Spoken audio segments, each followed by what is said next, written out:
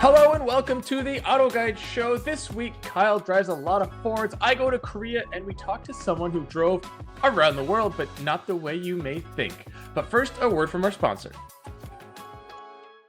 Picture this. You're halfway through a DIY car fix, tools scattered everywhere, and boom, you realize you're missing a part.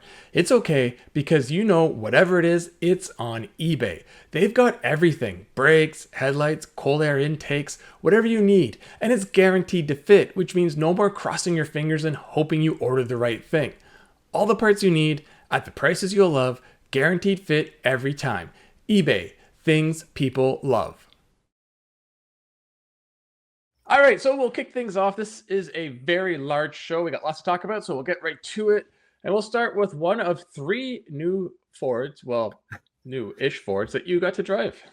True, yeah. So it's 2.5, and then they're all facelifted. They're not brand new, but some are more new than others. It's kind of like Animal Farm.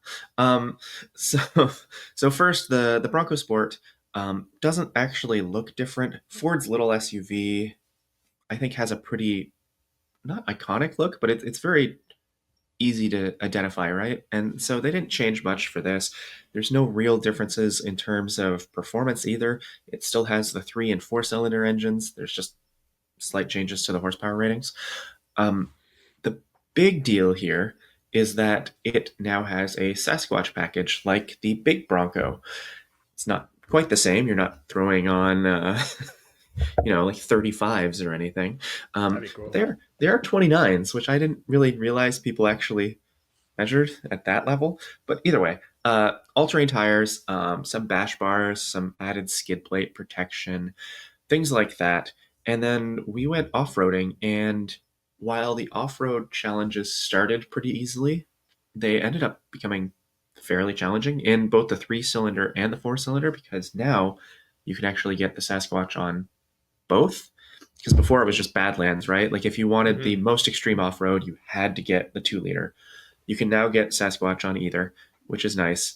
And yeah, it's pretty darn impressive in terms of what this can do, considering it's a small unibody SUV.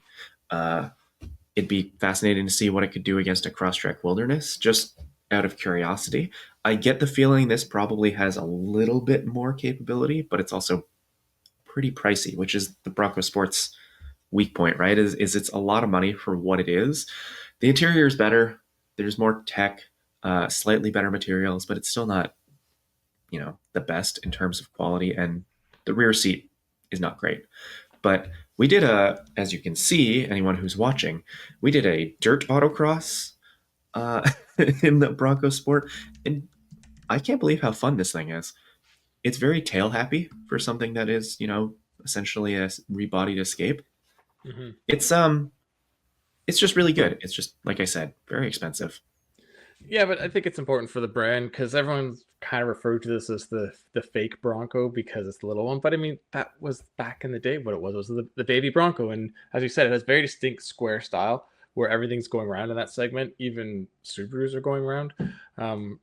So giving a little more capability. And the problem with this too is the size and the price. Like you said, it's probably closer in size to the Crosstrek, but it's priced against the Forester. So it would be fun to get the new Forester Wilderness and this thing side by side, because the Forester would have better ground clearance and approach and departure angles, I believe, but this might have the better mechanics.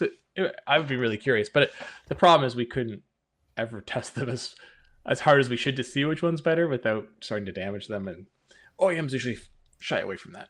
Yeah. And to your point about it being priced against a Forester, yeah, you are looking at that, but then nothing else really in this class has the power advantage that this does when you get the 2-liter. But yeah, yeah, but you're not taking that off road. No. But there we go, CX-30 Meridian. Do it, master. There we go. Make it. Yeah, it was interesting because at the top, I know people probably aren't cross-shopping this, but if you spend on the top trim for the Bronco Sport, I am curious what sort of Bronco you could get for that money, a regular Bronco, but then you're sacrificing on-road capability, right? Because this is this is actually pretty darn comfortable when it's on road, Yeah. right? And fuel economy and size, and you're probably sacrificing a million options. But yeah, I mean that's the yeah, whole point, right? This is for someone who wants a little bit of everything as opposed to just pure off-roading. And as we've said a million times on this podcast, people who are pure off-roading aren't buying a Bronco either. They're buying a used something and doing it themselves. So exactly. all right, so moving on, I got to go to the world's largest automobile manufacturing plant, and I never really thought before what is the biggest. Just something didn't cross my mind, but I was a little surprised when they told me that. But having been there, holy cow, is this thing massive. So anyone who's been to a manufacturing plant in North America, there's tons of them, Canada, US. This one in Korea that is owned by the Hyundai Motor Group that makes Hyundai's, Kias, and Genesis, it has, I believe it was 6 lines.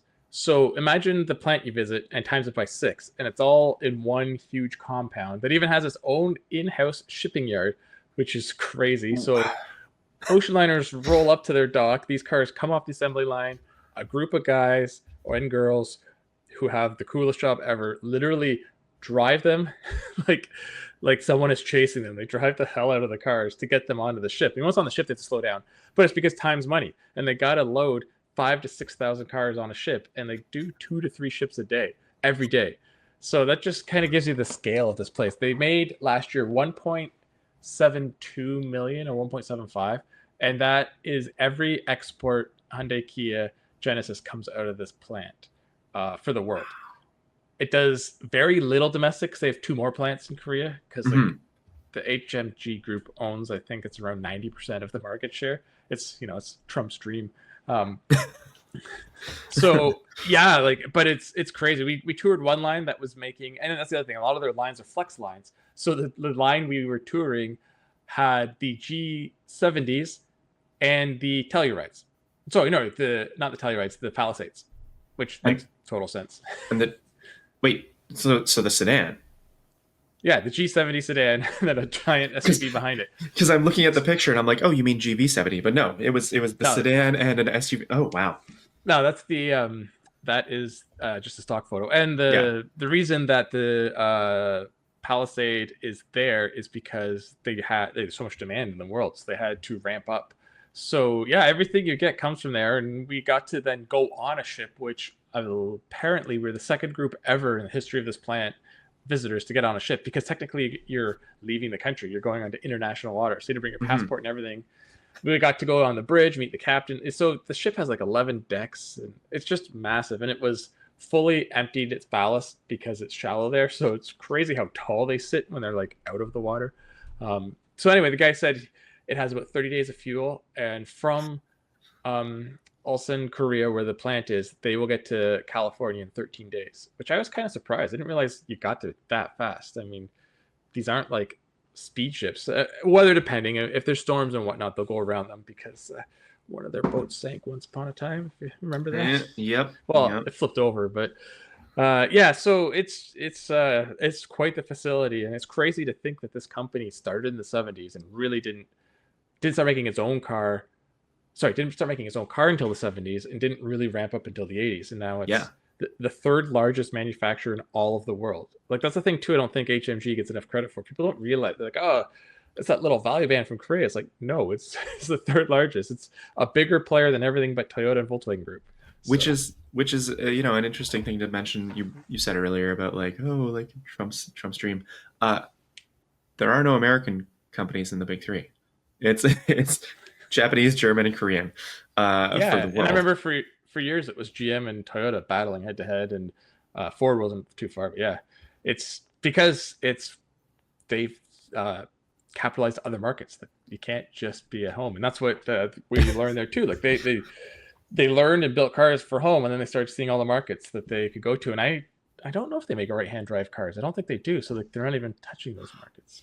I know that for a long time there was Korean cars weren't sold in Japan, but I know they are now. Yeah. So maybe they do, because I can't imagine they'd ignore Japan and UK and Australia. Oh, Australia definitely has. Okay, then I'm wrong with that. I didn't see. Oh yeah, no, they do. Oh, and the UK. The UK has like the i20N and everything. Yeah. I'm an idiot. Yeah, that's right. They did say the line we were on didn't have the right, but one of their plants does it. But the cool thing is, the guy we were with from the US, he knows these cars inside and out. And on the line, just by looking at the brakes and wheels and whatnot, you'd be like, that's a Canadian car. That must be a Middle Eastern car. Oh, that's a US car. Like, they're all being built together on the line, back to back to back. I know who you're talking about, and that does not surprise me at all. I have an important question though. Mm-hmm. Did you get lost? No, because we were well handled by our guests, but it's Okay. crazy too. Another just idea of the size of this place is we got on a bus and we drove into the place and we went to a plant, and then we got on the bus and drove 10 minutes to get to the shipping yard. And then we got on the bus and went to a museum. There's another 10 minutes away.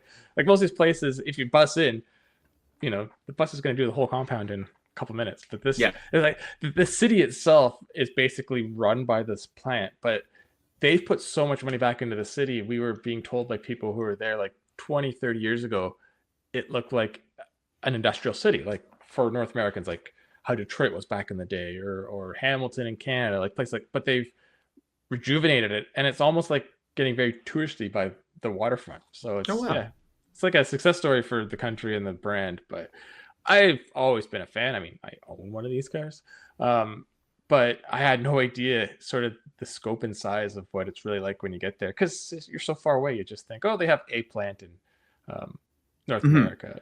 Yeah, you But just see like, oh, built in Ulsan. Okay, but actually, they wow. have two plants in North America. Sorry, don't they? That Kia has one and Hyundai has one. Yes.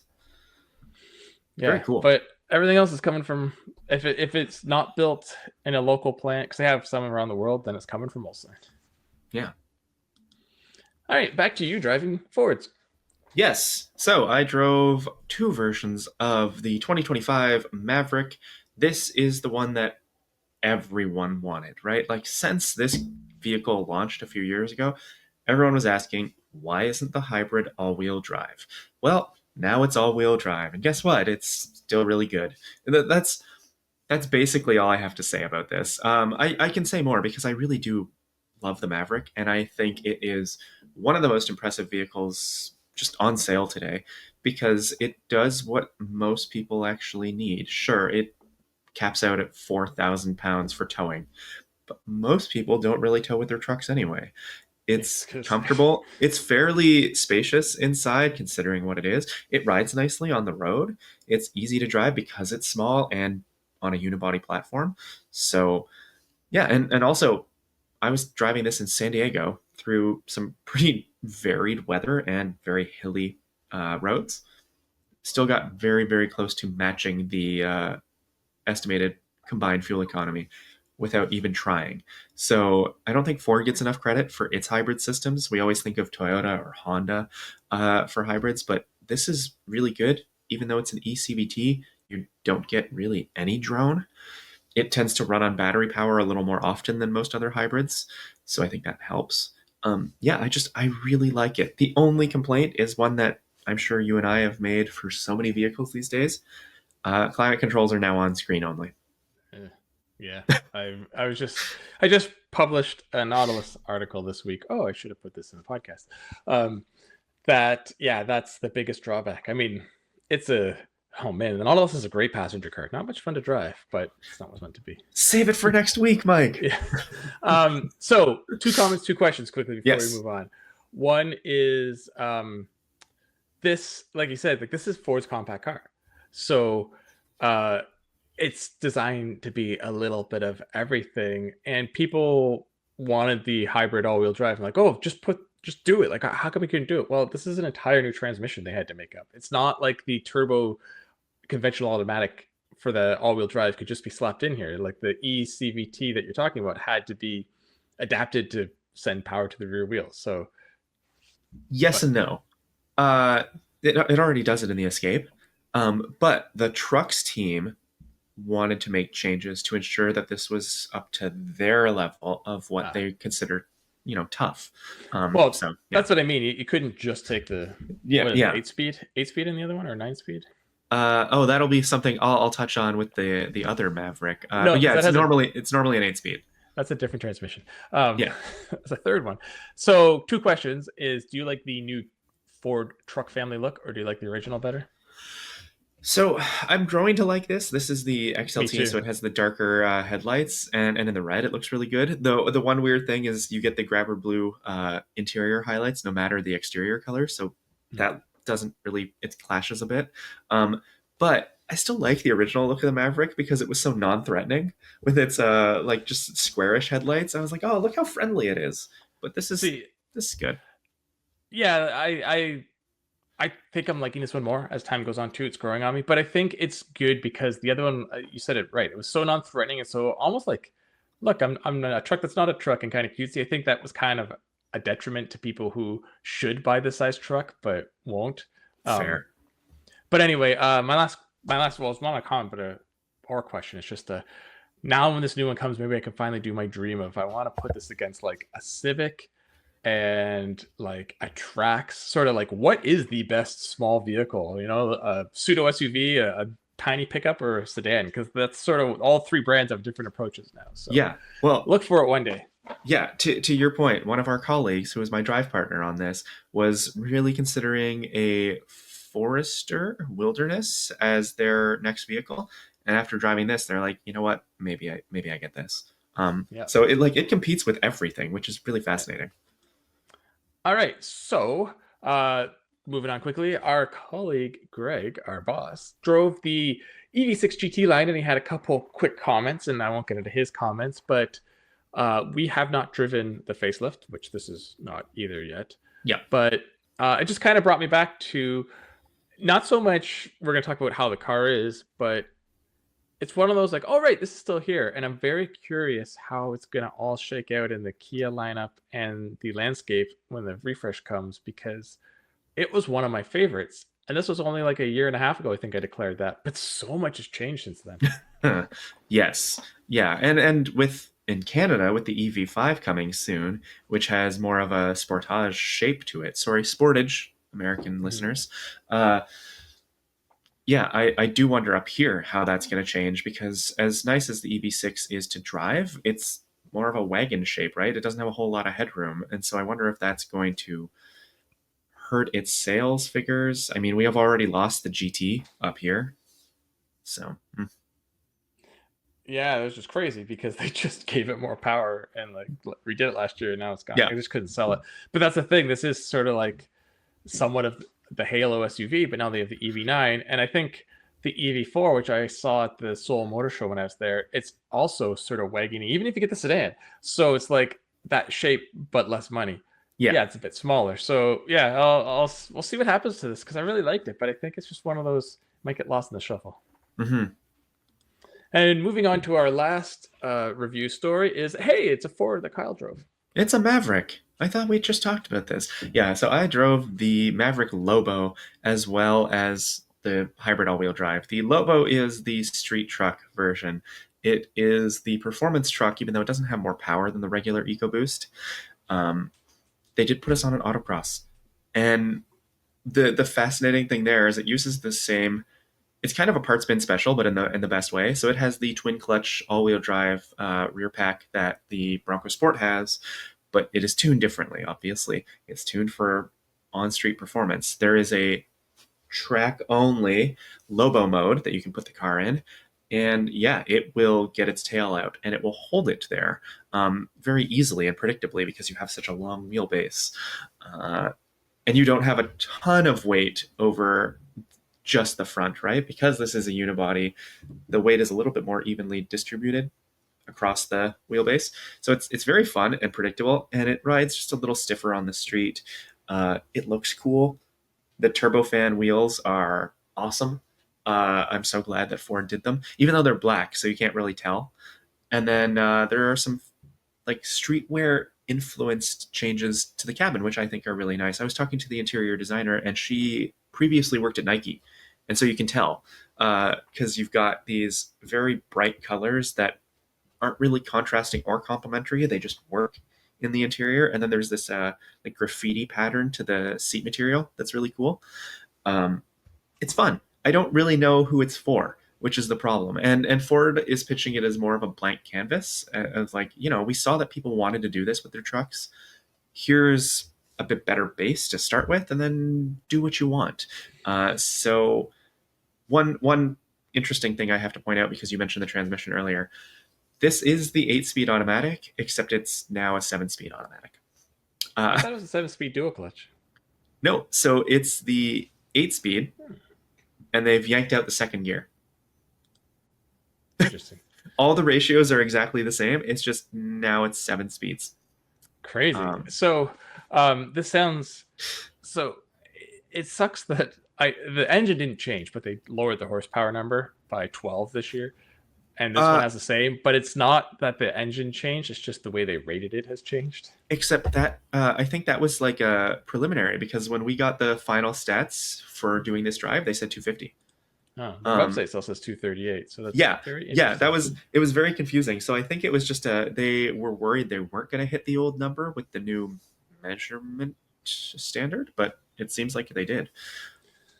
Yeah.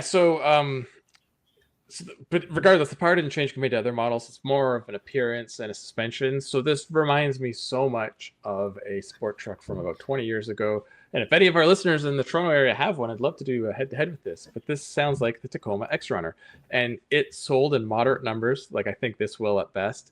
But it became such a resale monster and such a cult classic. And I think that's sort of what this will be. It's not affordable enough for people who probably really want one, but the few that do sell, people will be after for sure.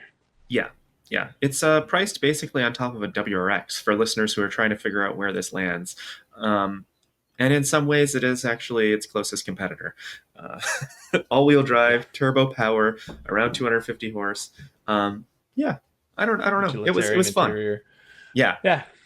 All right. Well, that wraps it up for our reviews. Like I said, we have a big show. It's going to go a bit long today, but you'll see why when we get to our special guest, because it's very interesting. So this is the Auto Guide Show brought to you by eBay Motors, and we will be back in a couple seconds. Well, I will be with Greg to talk products. Swapping out your tires? There's nothing like it. With eBay, you'll find the feel you're looking for, from smooth highway rides to grip for rough terrain. Get all the tires you need at prices you'll love. eBay, things people love. Okay, welcome back. We once again have Greg joining us for his usual segment. We're not going to force you to do the whole show this week, so what are we going to talk about this week? Well, it's springtime and it's a good time to air out your car. What better way to do that than with some air fresheners? Now, we have an exhaustive list for you. Exhausting. It makes me tired. There's plenty of things on here, but I'm going to be honest with you. The one that I use, I bet you use them too, is just the tried and true. It's the little trees. I think they best bang for your buck. We could talk about this all day. There's some pretty technical solutions on this list. If you're in a situation like, I would say, like a code barf or something where you really need to get the fumigation going, that might be the situation for you. Otherwise, your gas station, any literal store on the face of the earth has these.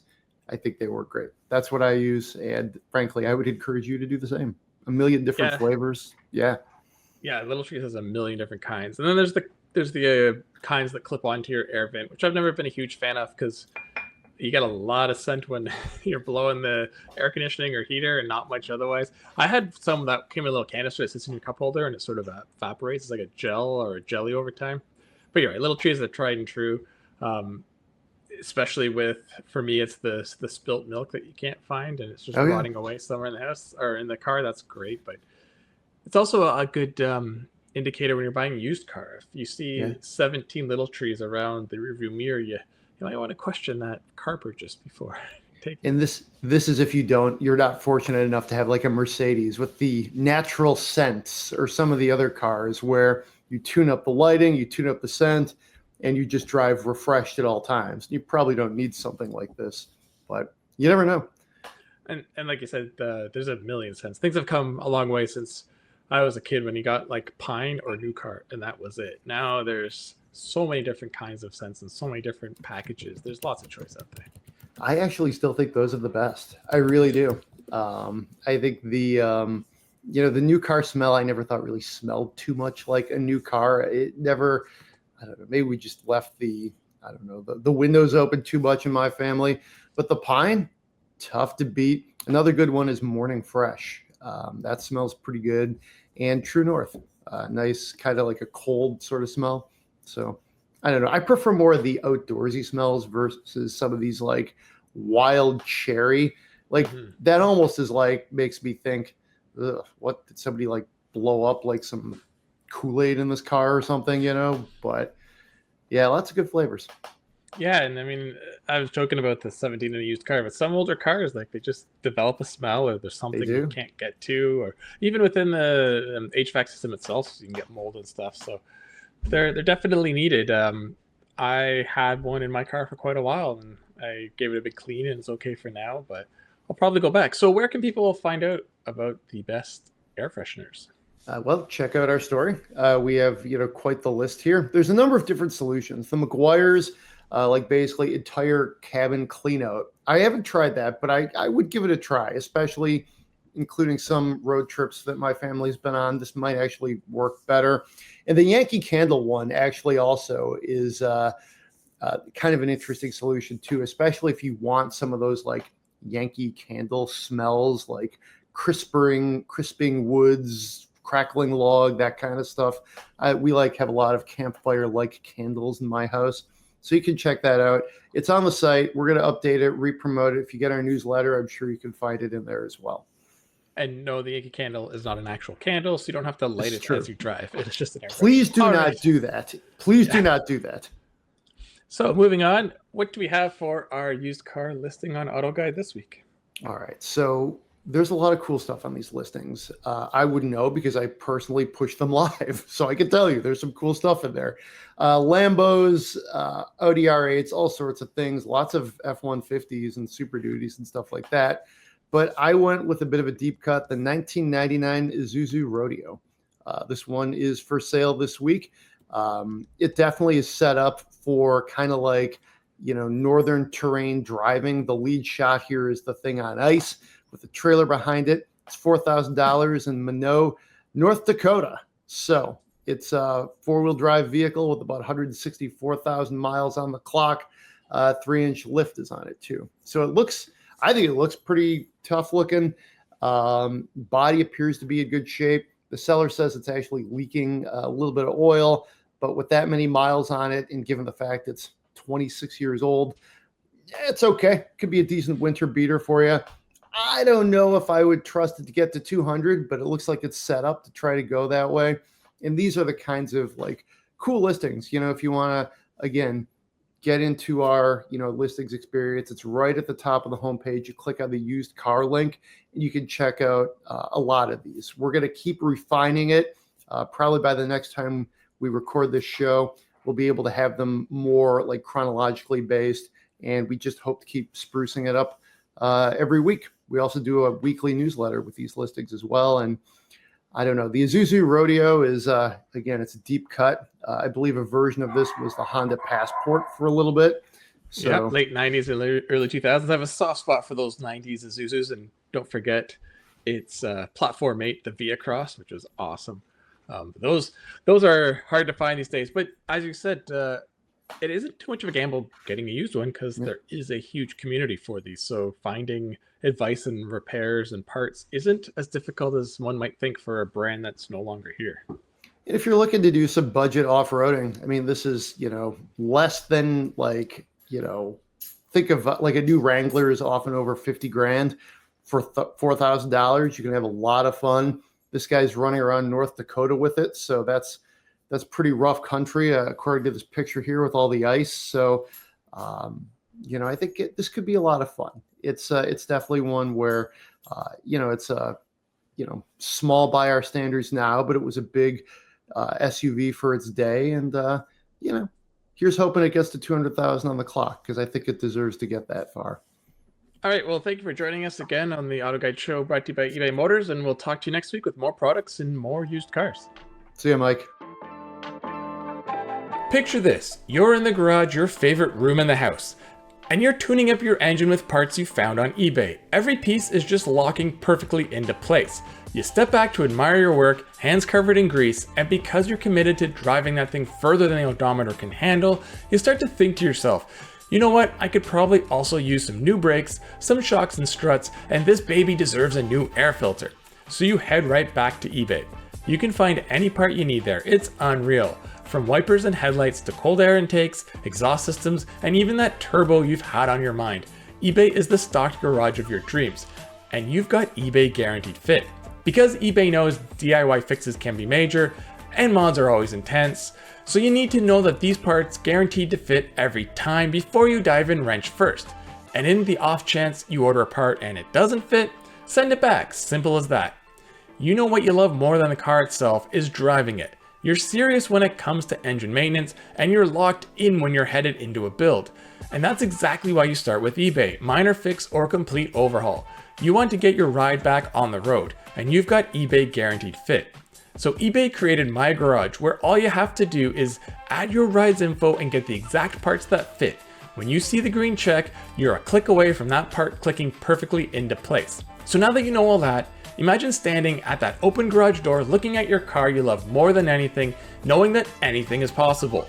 Whether it's keeping it on the road forever or turning it into something that's never been on the road before. Because with eBay, your garage just got a whole lot bigger. Get all the parts you need at prices you love, guaranteed to fit every time. eBay, things people love. All right, welcome back. This week we have a special guest that has been many places many of us will never see. Welcome to the show. For all of those listening that aren't watching, if you could just introduce yourself and what you're up to. I'm Andrew Comrie-Picard. I am from Alberta originally, but lately I've been going around the world on what's called the Trans-Global Car Expedition through both poles. That's quite the trip. Yeah. So you actually drove through the poles, like to the poles on land? Yeah. So last January 9th, 2024, we started from the Explorers Club in New York City and drove through Times Square, and then drove up through Canada and Yellowknife, and then from Yellowknife went overland on a route that we pioneered a couple of years before, where there'd never ever been wheeled vehicles, and got to the Arctic Ocean, drove over the Arctic Ocean to some indigenous communities in the north. I'd love to tell you about. It's amazing up there. And then we took hand-built amphibious vehicles, went over the actual North Pole on the Arctic ice cap, and then down to Greenland, and then subsequently through Europe, Africa, and then crossed Antarctica the hard way over the East Antarctic Plateau, which is very high elevation, very cold, very windy, and then shipped to the south tip of South America, Punta Arenas, Chile, and then drove out through South America and Central America. We're currently in Panama City and going to be back in New York in a few weeks. So around the world, through both poles, geographic poles, never been done before by vehicles. It's crazy saying around the world because everyone would assume you're going around the other way, like by the equator or something, but it's crazy to think you were in North America and you drove up and over to Europe. So where did you come back in Europe? Was this, did you have to go through Russia, or were you able to get through Scandinavia? So we had to take some boat transfers because you can't go quite all the way around the world that way on land. The principle is that we stay on the surface, but we went then to Iceland and then to Norway by boat. Okay. And so stayed on the surface that way. We've ended up, because of logistical problems, having to take a couple of air transfers after all. So we've had to break the surface slightly, but we've kept it as genuine as possible by doing all the hardest stuff the hardest way is kind of the thing. So it's a natural extension. I mean, if you want to talk about my history and stuff, I have a business card. I've never been able to describe exactly what I do, but it now just says does hard things with cars. So I basically, since I was a kid in Alberta, I've just my whole life done hard things with vehicles, and this is sort of the natural extension of that. So during this trip, you've mentioned a couple different modes of transportation. Has it been one vehicle as your main vehicle, or do you have to keep like swapping into different vehicles when you get to different places? Yeah, it's a great question. So we wanted to do the Trans-Global Car Expedition with a single vehicle. In fact, when I started sort of trying to piece together a pole-to-pole expedition about 15 years ago, my dream was to go from the South Pole to the North Pole with a single hero vehicle. The truth is, for the kind of work that you're doing on some of this terrain, you can't use the same vehicle you use in other places. So for all of the populated sections of the world, let's say Europe, Africa, South America, Central North America, we've used Ford Expeditions, 2022 and 2023 Ford Expeditions, only very lightly upfitted, 35-inch BF Goodrich tires, push bars on the front, a few lights, but nothing, there's a bit of security stuff, but basically standard Ford Expeditions, which have been terrific and flawless and exactly what you'd expect of a great modern car. I was worried about the fuel in some places in Africa, South America, but it's been no problem at all. They've been running great. And then on Antarctica, and from the end of the road, say in North America to the Arctic Ocean, overland, and then over part of the ocean, we've used Ford Super Duty trucks, F-350s. Excuse me. Excuse me. Ford F-350 trucks upfitted by a company called Arctic Trucks, which is an Icelandic company that builds Arctic mobility solutions. They've, for 30 years, been out of Iceland, and just in the last couple of years, they've built a North American presence in Cheyenne, Wyoming, and actually now have a presence in Canada. And I'm actually involved with that business now. It turns out that all the best people in the world that drive on glaciers are from Iceland, because Iceland has a glacier that they can drive on all year. So those guys get really, really good at that kind of thing. Just in the same way that, like, around Milan, they get good at making, clothes, and around Modena, they make good cars. In Iceland, they are able to go over deep snow because they have it. And so if you want to cross Antarctica, or in fact, go to the sort of near North Pole, let's say, then you do it with the Icelandic team called Arctic Trucks, and particularly the founder of that company named Emil Grimsson. 15 years ago, when I started pitching a pole-to-pole expedition, he was one of my first reach outs, because I was working on Top Gear, and we had done a bunch of stuff with Arctic Trucks, including the British show had done the North Pole Run, which is still the most famous, most watched, most loved segment of Top Gear UK, which was the magnetic North Pole expedition, where they raced a dog sled. If you haven't seen it, you should go see it. It's a great one. So that was the success of Arctic Trucks. And so we use these 6x6 F-350 trucks fitted by Arctic Trucks on 44-inch custom Arctic Trucks Nokian cross-branded tires at very low inflation pressures, like down to 3 psi if necessary, but like around 7 psi a lot of the time. And so you float up on top of the snow. That's how you get over difficult terrain. When you get beyond terrain and onto the actual ocean, we've used these on the ocean a little bit, but when you get further, you run the risk of falling into the ocean. So there is a team from Russia led by a guy named Vasily Yelagin, who is a very famous Russian mountain climber, who in the 1980s decided he climbed every mountain because he had. And then he decided he wanted to go to the North Pole. So he built, so Russia, as you may know, is famous for these sort of like swampy amphibious vehicles like Sherps. But a Sherp is very small and can't really carry any cargo or go very far. And they're very large versions of this too. They're very heavy. He looked at all this and had hand built with him, basically what I call a race car for the Arctic. It's perfectly suited to go to the North Pole. A vehicle about the size, let's say it's 50% larger than a Volkswagen Westphalia van. And yet it's kind of the same idea. You sleep in the back, you drive in the front. But there sort of the similarity ends. The whole body is made of 1 millimeter thick aluminum.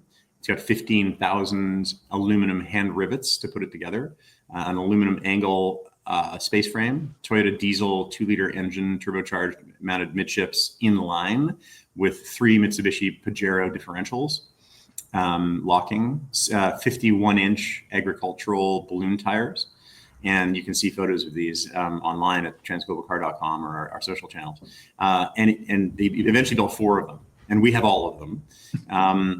And that team of the 4 vehicles and us did something that's never been done before. Nobody's ever taken vehicles from North America to the geographic North Pole. In 1968, because you're Canadians, in 1968, Jean Bombardier took a snowmobile to the North Pole. With two snowmobiles, I think. There's no book on this that I could find, but they airlifted them into a very high northern island and then went from there.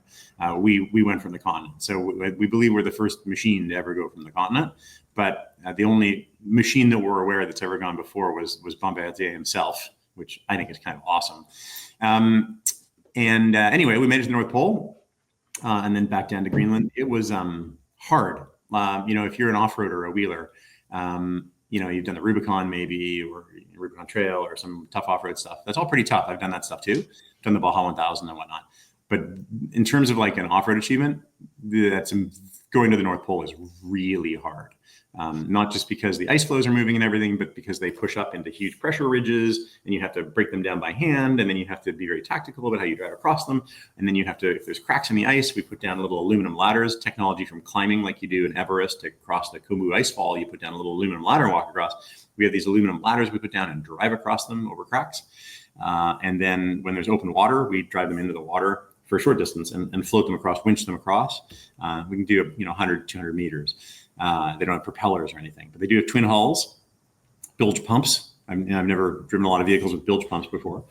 We managed the North Pole. It was, for me, like I've done the Baja 1000, Pikes Peak and North American Rally Championship and X Games and lots of hard stuff with cars, pro drifting.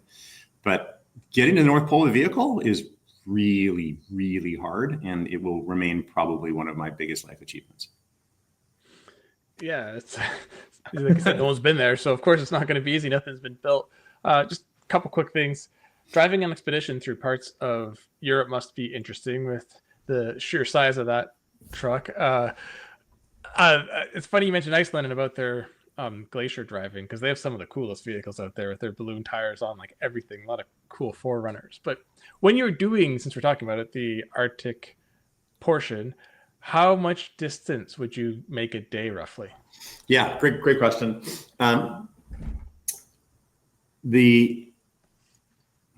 So if you're driving, through America or Europe or something, Google Maps can reliably tell you how long something's going to take. If you're crossing Antarctica, because the Arctic trucks guys have Antarctica so well screwed down, they've done 400,000 kilometers in Antarctica already. And so even though we did a first ever route on our crossing, the Arctic trucks guys, you can predictably say, we're going to make 200 kilometers a day, 300 kilometers a day, right? Even though it can get hard, you can have problems, you get mechanical breakdowns, you can get in deep snow you didn't expect, but it's going to be like that. In the Arctic, crossing, let's say, from the last indigenous community in Resolute Bay up, when you're among the islands, if you look at like the Canadian diaspora of islands in the north, if it's pretty well frozen in those southern islands, then southern islands, radically northern to most people, but southern in terms of the Arctic, you can reliably make, if you make 70 or 80 kilometers a day, you're doing pretty well. The vehicles will go 35 kilometers an hour, but you're navigating around ice. I like to say that, you think that when the Arctic Ocean freezes every year, that it freezes like, an ice cube flat or like a frozen lake. But it's actually more like, Deadpool's face. I have a picture that's like, all these bumps and crevasses, because what happens is the tides pull it up and pressure ridge it and then crack it and then it refreezes. It's a gnarly mess. And it can be very slow. So there were days in the high Arctic above the last islands of Canada where we were lucky to make 3 kilometers a day. And that's by breaking down pressure ridges by hand with ice picks, by spending a lot of time finding ways across cracks in the ice or around cracks in the ice. We stand up on this little ridiculous, sketchy aluminum climbing ladder that's cabled to one of the tops of the vehicles. I can show you a picture of me standing up top of this. It looks like a death experience, to look out over the ice, to see where we can go. But this year we more extensively use drones to find ways around the ice to fly ahead of ourselves, which worked pretty well. Drones still don't give you the same depth of vision, just as cameras on cars don't give you the same depth of vision, by the way, as LiDAR does, but that's a whole other interest of mine. It's hard to find a route. So, and also some days we got weather. One day, in fact, 2 days, we had to just sit it out because we had such a terrible whiteout. You're used to whiteouts in Canadian roads. I'm from Alberta. When you get a whiteout, you get a whiteout. It's really hard to see, right? When you get a whiteout and you're in the Arctic Ocean, it is literally just everything in front of you is just white, and there's no shadow for anything. And so you're looking at a blank canvas, and you can't tell often if you're going to fall into the ocean or if you're going to run into an ice wall. So we had a few days where we made no miles at all. So what you're saying is, if anyone plans on following in your footsteps, they need to be very patient. Yeah. Look, I don't want to toot our own horns here, but I don't think anybody else is going to do this. I don't know another vehicle that could do it. And, we'll sell you the vehicles now if you want to try. But the other thing is the logistics are pretty astonishing. So they're diesel vehicles. They actually consume very little. Oh, and the other thing is, despite being kind of large and like boxy looking, these amphibious vehicles, they're called Yamelia, only weigh about the same as a Toyota Corolla. Like they're about 3,600 pounds. That's kind of astonishing. That's how they float, right? And that's how they crawl up over things. Anyway, they also don't consume that much fuel, being like Toyota 2-liter, basically like Hilux diesels. And so they're pretty efficient, but we still need a lot of diesel. So we had to arrange a couple of airdrops. One beautiful airdrop by a DC-3 or a converted DC-3 airplane that's called a Basler, which they use in the high Arctic to do supply drops. We arranged, and this is like, it still blows my mind. Yeah, like I arranged for a plane to fly out from Southern Ontario, from Ajax, I think, and drop us fuel bladders with parachutes at about 81 degrees north. They had to stage up, they had to refuel at Resolute Bay, but then I was on the satellite phone saying, okay, we're at these coordinates and we're looking at the sky, and then we hear the buzzing. We haven't seen anybody for a month, like anybody. And then the plane flies over low and starts hucking fuel bladders out on parachutes. It was amazing. And but the real reason that nobody else is going to go to the North Pole is that the only way to supply at the North Pole is from a temporary station that's built every year there, that had been built every year there until COVID. That was initially a Russian temporary station for people who wanted to like ski to the North Pole or something, and then it was bought by a Swedish guy, and so it's like a co-national thing now. But through COVID, it wasn't built, and so no, I don't think anybody's been to the North Pole for the previous 5 years than us, and every year, well, not every year, but some years somebody makes it to the North Pole and skis or something, right? Or they fly in a helicopter from this remote base, and somebody has a dinner party on the North Pole. It's that's the other way you get there. But to actually get there unsupported or unassisted as we did, like going overland, is exceptionally rare, exceptionally. And so, but this base that's built has had tons of problems in recent years, both logistically and politically. And so this past year, they managed to build it for only 3 days, and then the runway cracked for a 5th time. So huge, they got to drop vehicles in and build runways and airdrop people. It's crazy stuff. But the one thing that they were able to do was arrange our fuel resupply. So if they hadn't done that, I might still be at the North Pole. Well, I wouldn't be. I'd be swimming back. But it was an astonishing effort, very, very hard, and we got a bit lucky. It's the stars aligned. It's funny, like you say, hardly like no one will probably do this again, and I'm sure most people know, but probably some don't. They think, well, you did it, now people can just follow your path. But unlike the Antarctic, that's land. The snow will change, the ice will change, but you basically know the geography. The Arctic just freezes, so every year it's going to be a completely different landscape of ice. There's no path you can follow. Absolutely, and so we've become very, very, very interested in ice. The Icelandic guys are really smart with ice. Go figure. And so Emil Grimson himself has been watching that ice pack for 15 years. And we've developed a lot of friendships, like, for example, at the Alfred Wegener Ice Institute at the University of Bremen in Germany. And particularly a really great guy there named Christian Haas, who is like our ice expert friend. And so, because look, you guys are car guys, and I'm sure your listeners are too. Like, when I'm a car guy, I wanted to do this because I was a car guy. But when you're going around the world and making an exceptional trip like this, you want also to be able to make some contribution or some meaning. So we have a bunch of scientific data collection things that we've done along the way. One of them has been the first ever polar continuous survey of ice thickness across the whole Arctic ice cap. So to your point, ice changes every year. Part of the cap stays frozen, but most of the Arctic Ocean freezes every year, right? And if you follow, like, we've become also Franklin expedition experts because we've 3 times crossed exactly where the expedition ships are, and actually one of the team who found them is one of my old friends, and so we've been up there. They've been up there investigating the decks of the Erebus and Terror at the same time as we've been there, and I've sung Stan Rogers on Northwest Passage, like standing right there where the Franklin ships are, kind of cool stuff. Anyway, it freezes every year, just like it froze them in, and it freezes differently every year. The problem is that we can see that the Arctic ice cap is shrinking every year, or there's a trend over the last 20 years of it definitely getting smaller. But nobody's ever really known how thick the ice is. And you can do a spot survey of the ice thickness by flying a DC, you wouldn't take a Basler in for that. You take in a Twin Otter, find a place to land, very hard, drill the ice, find the thickness. But you can only do, X many spots. It's expensive, it's dangerous, it takes a lot of fuel.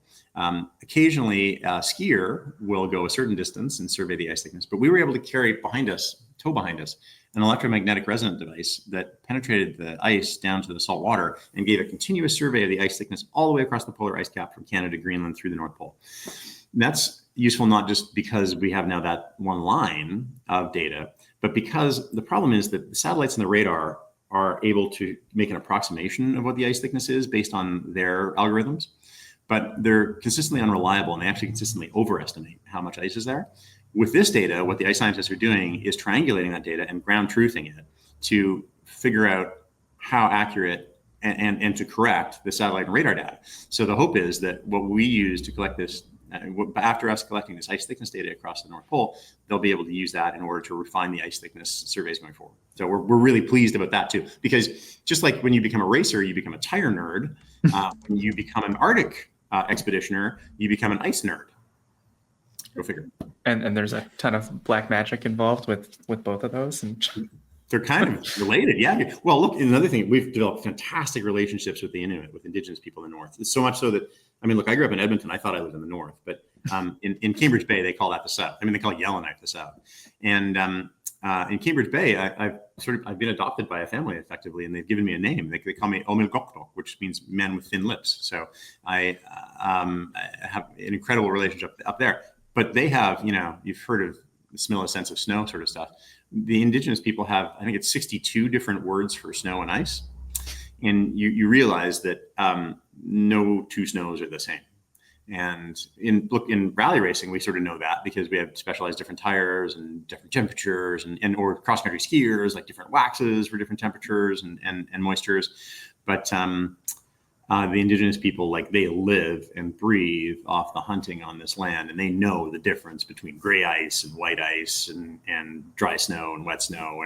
And there's an ice database called siku.org in the North, which is, if anyone wants to check it out, Siku, S-I-K-U, which means ice, .org. It's amazing, the ice knowledge in the North, and we've learned so much from them. I drove up to Dead Horse Pass once with Mercedes, and we did it in Sprinter vans, just with winter tires, and it's incredible how much different snow and ice is when it gets to minus 50. And even going up there, it was getting pretty cold and pretty crazy on the roads, and we're not even near where you're going up, so I can't even imagine what it's been up there. Well, if you want to nerd out about that for just a second. So I grew up in Edmonton again, and winter's cold, and it was colder when I was a kid. And at minus 20 or 25 or minus 30 centigrade, ice and snow are actually very grippy because they form little crystalline structures right on the tips. And so what we used to call mud and snow tires are actually kind of okay. And so, because it's so cold and it's crunchy, when that's that snow when you're walking, it's like crunch, crunch, crunch, right? That's actually pretty grippy. The problem is if anybody from central Canada or from places where it's around the freezing point or down to minus 10 or whatever, that's where I'm preaching to the choir here. And always in the US, I have to explain winter tires to people. But the sipes in winter tires and the compounds, the incredible advances in compounding in tires in the last 15 odd years in tires makes such a huge difference. And you're familiar with sipes, sipes in tires. Oh yeah. They're named after a guy named John Sipe, who worked in an abattoir, in a slaughterhouse, and he kept falling down. So he started cutting knife blade cuts in his shoes. That's where sipes are from. I did not know that. I couldn't. That's a balderdash thing. I couldn't even make that up. But the point of the story is snow and ice, cold ice. It's and all weather tires now actually work. Anyway, that's a whole other separate thing. It's funny you say that though, because you're right. When we were up there, we were on sheer ice on the highways in Alaska, and it was minus 30 to minus 50, and we're doing 50-60 miles an hour we're on a dirt road. It was incredible. And our worst day was when we got back into Fairbanks. It got up to the freezing mark, and all of a sudden the roads became very slick. But on the frozen ice, it's you wonder how people can survive with that much snow, but you realize it's very different when it gets to that temperature. Yeah.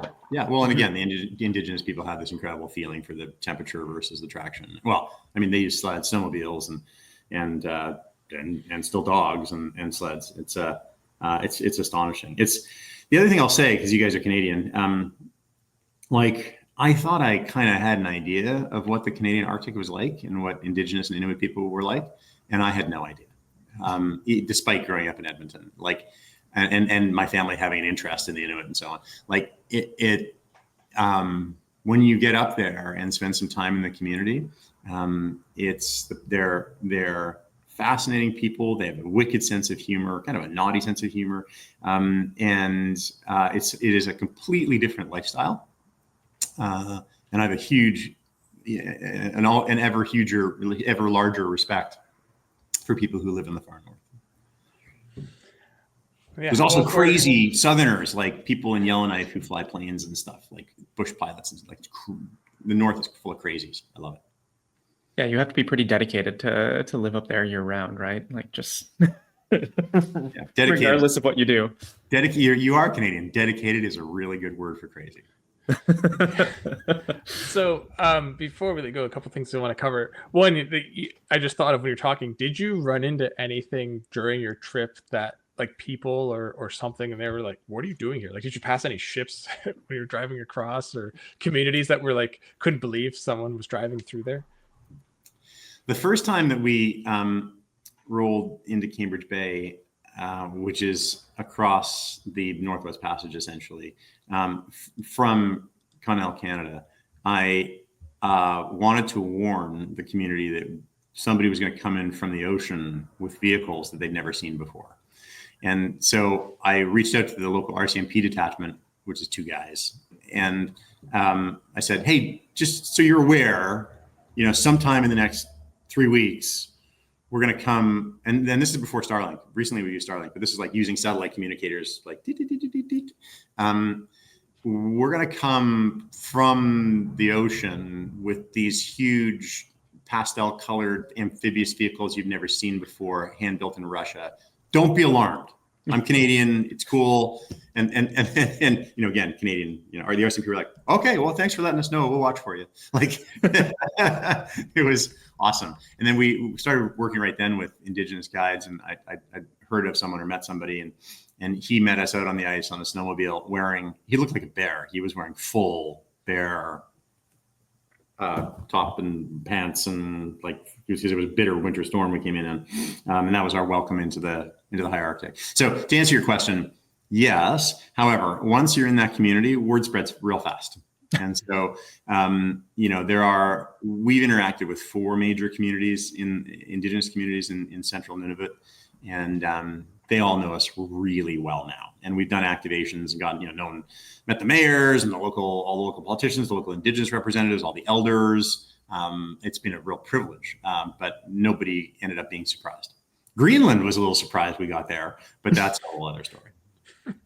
Yeah, I can imagine that. They don't get too many guests, I'm sure. Nobody has ever driven to Greenland until us. You're coming by what? Yeah, it was controversial. But it's like all the way around the world. Look, we use the Ford trucks across Antarctica. Antarctica, everybody knew, because Arctic Trucks is almost king of the logistics down there too for transport. They transport all the scientists and national stations people across Antarctica. So it's a small community in Antarctica of also crazy people, by the way. You want to meet more, what was the word you used, Kyle? Dedicated, more dedicated people in Antarctica.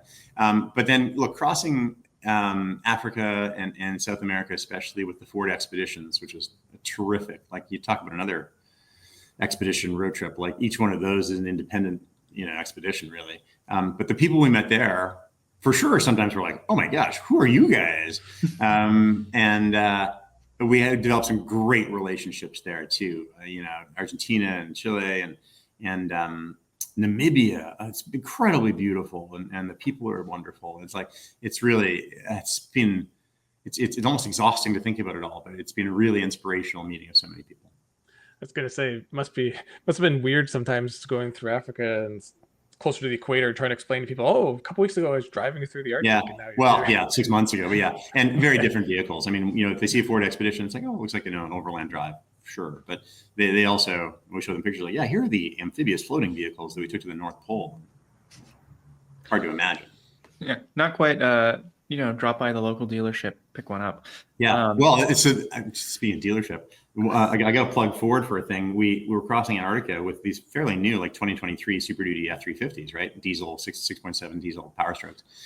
And it's like minus 40 and there's a 40 mile an hour wind and we're at 11,000 feet of elevation, by the way. The East Antarctic Plateau is very high and we're suffering altitude sickness or whatever.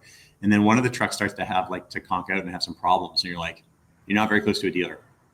So the nearest dealer is in we took an icebreaker from the south tip of South Africa to Antarctica, right? 3 weeks on an icebreaker, and then hoisted the ships to the ice and drove up on the continent. So long way, and we're pretty sophisticated old rally guys and stuff, and we took lots of spare parts and fixed lots of things, but we couldn't diagnose this, and so I reached out first to sort of the head of the Super Duty program that I know because I do some Ford stuff.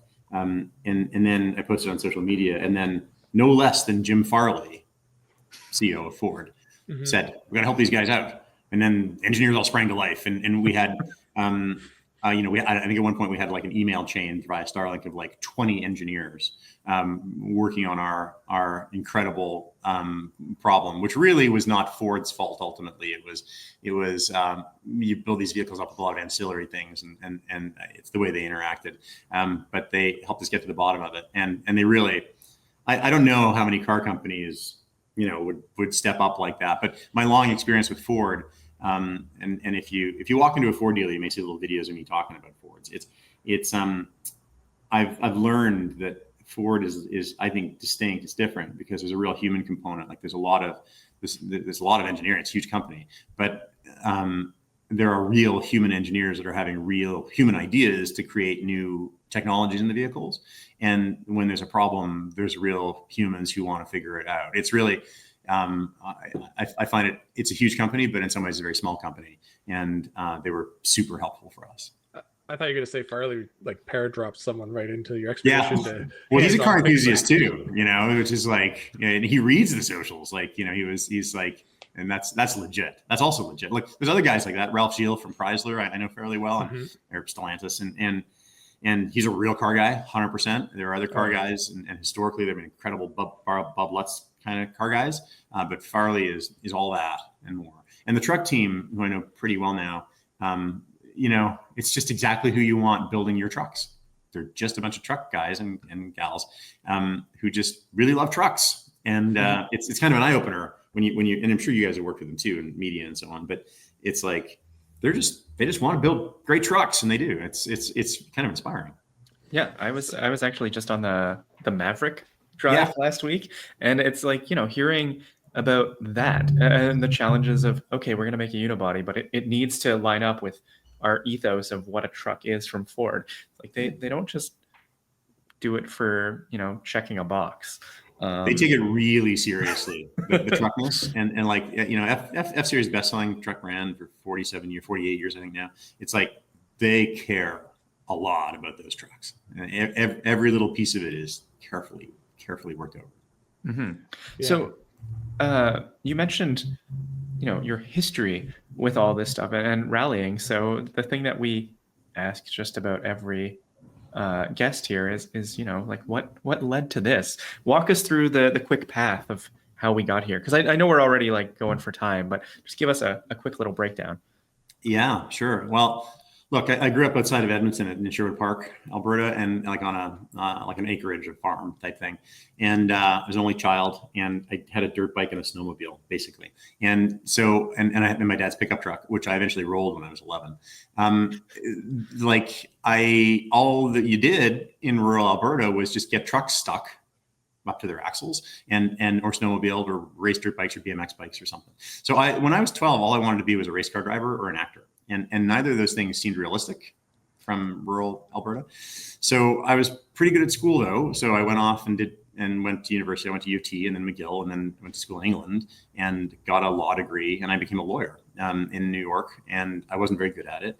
All the time I was racing something. So my first rally, so I wanted to race cars. In college, I bought a $2,000 ex-factory Lada, Russian Lada, which we had in Canada, as you know, but the Americans look at us like it's a Fiat or something. And that was my first rally car, a Lada Samara. And I raced in the Canadian Rally Championship, the Ontario Rally Championship first, and did pretty well, won that championship in class. And then when I became a lawyer, which I hated and wasn't good at, I got enough money to buy a better car. I bought a Mitsubishi Evo. And an Evo 4, RS, lightweight, converted to left-hand drive, real deal.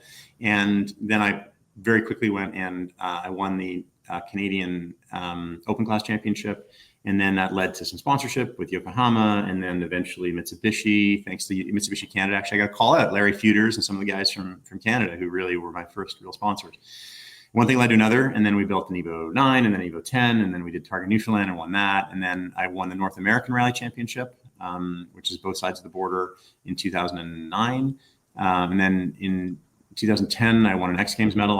The first 5 X Games were me, Tanner Faust, Travis Pastrana, and Ken Block. Those the 4 guys who did all 5 of the Rally Car X Games. And then that brought me down to Hollywood. I started hosting TV shows. I hosted one in Canada in 2004 called Ultimate Car Build Off in the Jesse James era. So I was all kind of like leather wristbanded up for building these cars. And actually, some of the if people, again, Canadians, like you build great relationships. There's a dozen people in Ontario who are still friends of mine from that 2004 show, and I got on my rally team, and we all became close friends, and we still are. And then anyway, I hosted a show on Discovery Channel in the U.S. with Chip Foose called Ultimate Car Build-Off was the U.S. one. War of the Wheels was the Canadian one. And anyway, it led to more TV shows, and then stunts for Top Gear USA, and now stunts for feature films. So I did stunts on Deadpool and some Fast and Furious shows, and then Atomic Blonde, I did all the driving. I'm driving Charlize Theron's car from the back seat, which is a good day in my office. She's laughing in the front seat, and I'm driving the car with the second set of controls. I just did a movie in Dubai, and so I still do movies, which is why I live in Los Angeles. And then I got into pro drifting when I was out here too, with Chrysler and with Dodge and the Viper. And so one thing sort of leads to another. And Baja 1000, thanks to BF Goodrich, I've competed 4 or 5 times, won it several times in class. And so it's just been a logical extension. And honestly, if you told the 12-year-old me in Sherwood Park, Alberta, that any of that was possible, I would have said you're lying. But if you just follow your passion from one thing to another, little by little, you build it up. And so now I live in Los Angeles. I still do movie stunts. I've been very lucky to do this huge expedition. And I have to also say that the expedition isn't just mine. I wanted to do this pole-to-pole expedition, and I couldn't quite get it over the line with Netflix, Discovery, who I work with, and Ford and Jeep, both of whom I've worked with. Couldn't quite get enough money together and so on. And then Emil Grimson from Arctrex called me and said, Andrew, your idea, there's another man who wants to do it. You should get together. And so I met this Swiss resident named Vasily, who is who just passionately wanted to go around the world on the surface. And so we combined forces, and that's really how it all happened. And he brought in a great team, and he put together the great team, including me, I hope, but that's how we got that all done. So it ends up being, and I guess that's a good way to wrap that part up. It ends up being about relationships, and about your passions. Like you put out there what you want to do, and you build relationships, and then you see what the next thing is. The next thing for me is vehicle autonomy. I worked at Google at Google is too strong a word. I contracted with Google for a hot second in the early days of robot cars. And now I have a very close interest in the latest versions of autonomy with AI, because I think that's the next stage of driving. I've done a lot of hard driving, and in doing hard things with cars, the next thing is to make the robots drive really well.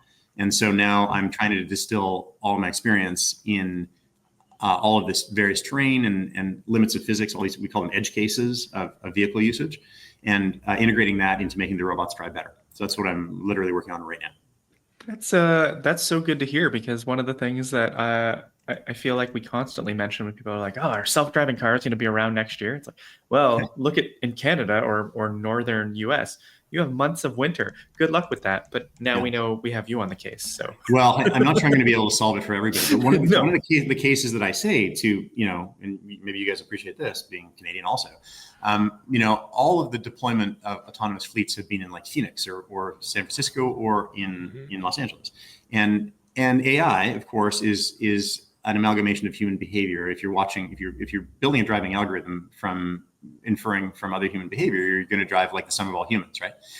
And the problem with that is that, as you guys well know, the natural human response when you hit black ice or a sudden low mu moment is exactly the wrong thing to do, right? Everyone's instinct is when you feel that steering wheel go slack, is to do something like hit the brakes, steer more or something, right? And it's absolutely the wrong thing to do. You should just write out the vector, deprioritize lane markings, just get to the end of the whole thing, right? And so it's one of my several simple arguments to people saying like, here's the problem with using humans to model good driving behavior. And the truth is most humans, except for you guys and everybody watching the show, are pretty bad drivers. And so I'm trying to help the industry building, the technology industry who's building the robot cars, understand that the driving is actually kind of an art. And we're trying to distill good driving into that machine. Now, if you take a Waymo in LA or San Francisco, it's actually really good. Like they're doing very well. And there are other companies too, Mobileye and some others, but it's still a long way from, to your point, being able to, cross the GTA. That's a little ways away, but the day is going to come. And I want to help them get out ahead of that. The other thing that's going to always last is tires. So I also have a mobile tire company in Los Angeles called Zip Tire, because everyone's going to need tires, whether they're autonomous, electric, and electric cars burn up tires real fast, which gives me great pleasure with my Zip Tire mobile tire company. You've got a good mobile tire company actually in Toronto also, but and there's some other guys around. But it's trying to figure out where the future is going to go. Tires, like plastics. Yeah, tires.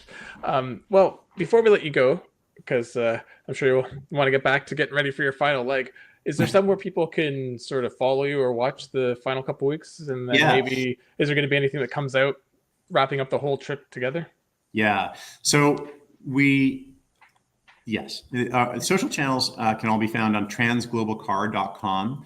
There's an Instagram channel and Facebook page that you can follow from there. We have taken along with us the whole way an incredible cinematographer with National Geographic experience and so on. I've been directing, but he doesn't really need any direction. He just does it anyway. We have some short video that you can already watch. And I'm just right now with them editing the sort of summary video. There's a 2-minute version, a 15-minute version, which has astonishing footage from all around the world. We've taken vehicles now all the way around the world. And with all of the modern 4K drone, incredible camera bodies and things, we have beautiful material. We will edit it together into a documentary too. It'll probably take about a year, and we'll play that around. But the socials will be able to direct you to the summary videos. And then for my exploits and hijinks, you can always go to acpracing.com or any of the Facebook or Instagram that are associated with ACP Racing, my initials. Sounds good. I will look for you at TIFF in a year or two. Yeah. Well, we don't know yet where we'll show. Probably like outdoor festivals, Banff, maybe in Canada or Utah or something. But we'll build the documentary and then see what we can do for distribution. But we never did this to make a program. We did this because of the sort of authenticity of the challenge, and we've been lucky to have partners like Ford and we have Goodrich tires across the whole Continental things, like a lot of partners that we worked with, but it was never a commercial thing and it was never designed to be for a film. However, it's beautiful. So we shot it. Well, and to the point about getting all the info on the ice too, right? It's like, well, you're there anyway. You might as well do it. Fascinating. Thanks so much for. I mean, I feel like we could have talked for twice this time. Yeah, well, I'm always available. We can do it again. If your listeners have any questions, if you want to channel any questions, I'm very happy to answer it. Yeah, we definitely would like to talk to you once it's all said and done, and especially once the documentary is done. We'll love to have you back. And there's so many things we didn't even cover, like your rally days and all the rural kids growing up in Canada. But we'll do that another time. Sure, you guys have those stories too. Yeah. Nice to meet you both. Take care. Yes, thank you so much. Great. See you later. Yep. Once again, we have Colum joining us to talk F1, and we had a pretty boring Japanese Grand Prix, so we don't really need to go through it. The top 3 won.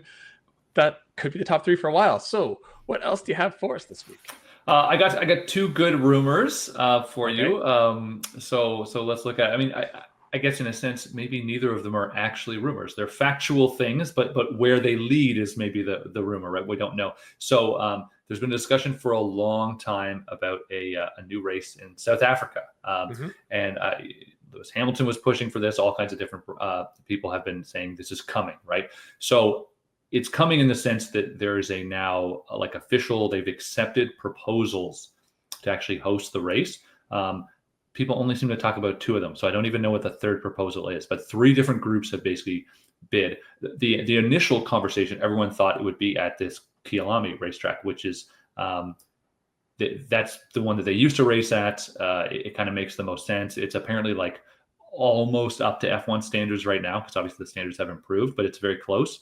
So that's one of the givens. But the other one is this, what you're looking at on the screen is basically a track around downtown Cape Town. So there's apparently a lot of reasons to think this could be useful. And I guess in the map, you can see there's it's the World Cup stadium they built in it was 2008, I think. And so that would be used, they wouldn't race through it or anything. It would just be a part of sort of the, used to host people, things like that. So it's mapped out. It looks good. I mean, it seems, it would be cool if they drove through it. Yeah. Just blast through like a entrance tunnel and out another one. Yeah. Well, I guess they do it in the Mexico GP, but that's a very, very old baseball stadium. So it's cool. The rumor seems to be not even a rumor. They're serious. They're moving now to the next phase of these proposals and looking for more serious commitments. And that maybe at worst it's racing there in 28, but everyone seems to say that 2027 is a very likely time to race there. I think that's also the same year that Zandvoort drops off the track list. So kind of a swap 1-for-1. So I don't think that really matters for Liberty Media Group. They seem to want F1 to be like NASCAR and have like 36 races a year. Yeah, 1 per week, right? 52 races a year. Yeah. So this track, I mean, I know nothing about the area or the streets of the city, but you just hope it's well thought out and well done, because city streets can be terrible. They can be done really well. And there's a couple good city-based ones in F1. And then there's some that aren't. And I mean, Formula E is full of tracks that shouldn't be there, but that's because they need to race in cities. Yeah. I don't know. I mean, if they do some of the Middle East track style, it could work. Yeah. Vegas, maybe not, but I just don't want it to be like hard 90-degree corners everywhere with no passing and walls right up against the track. Yeah, I agree. There's I guess my other concern, like this, again, usually I'm like, I tend to want to go back to like, let's do the old good real tracks, right? That's what I prefer. But then before we hopped on here, we were talking about, have the cars outgrown some of these? People would have great memories of the Kyalami track from years ago, but are they thinking about a track from a long time ago with much smaller, slower cars that would be not good these days, right? Like it could be, you could have this all set up in your mind if it's going to be fantastic, but these big new cars just sort of are too much for it. So we'll see. But it looks like it's going to happen, and we'll know one way or the other if it's going to be a city race or another, old school racetrack. So yeah, I mean, you're very correct on that. Like, we live near King Tire Motorsports Park, so most sport.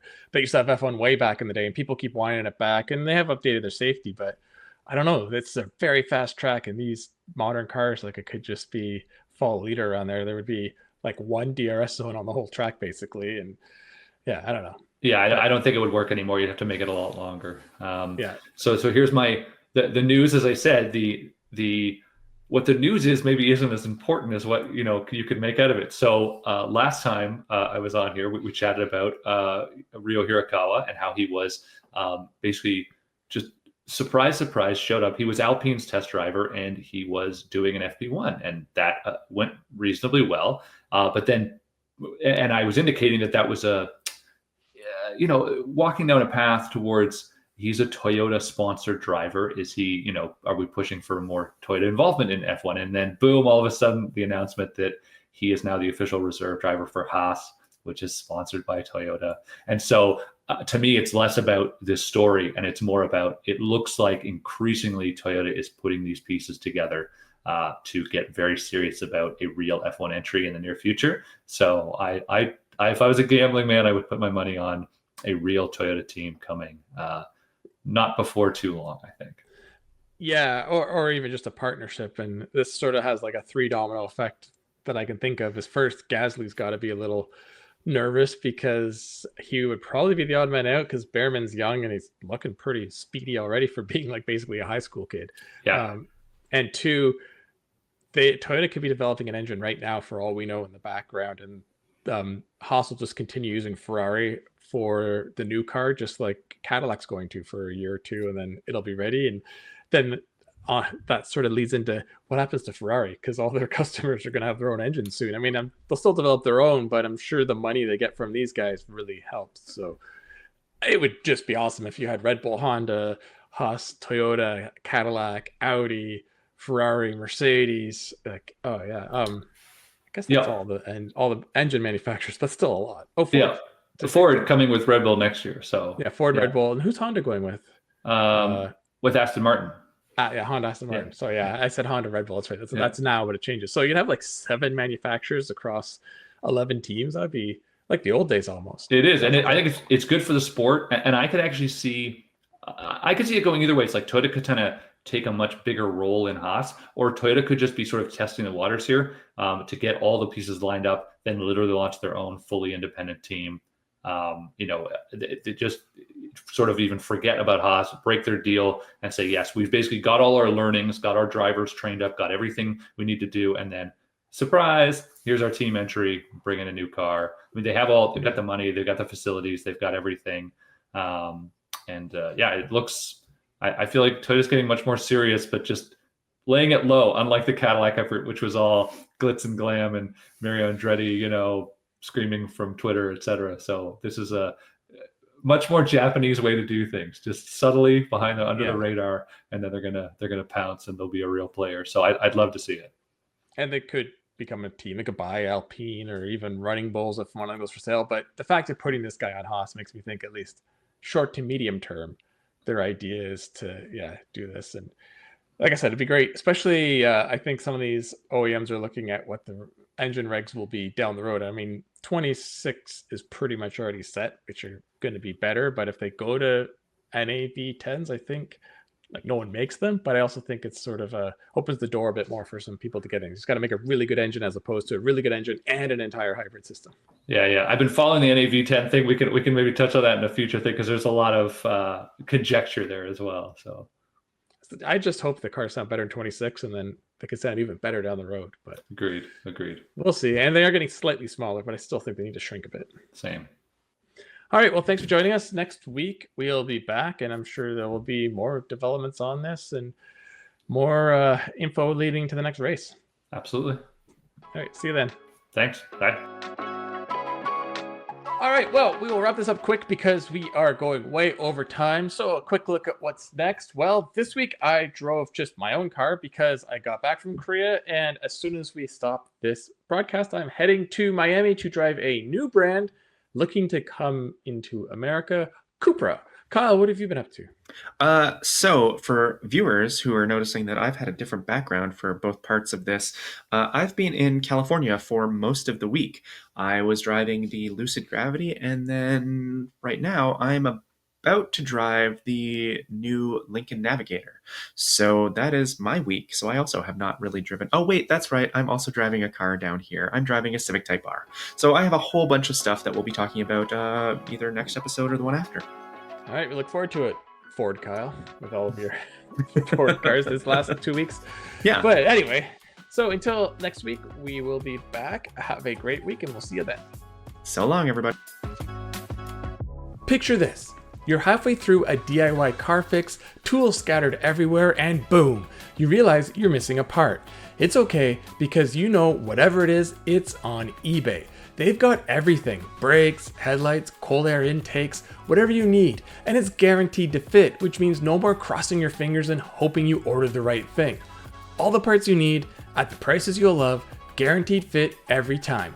eBay, things people love.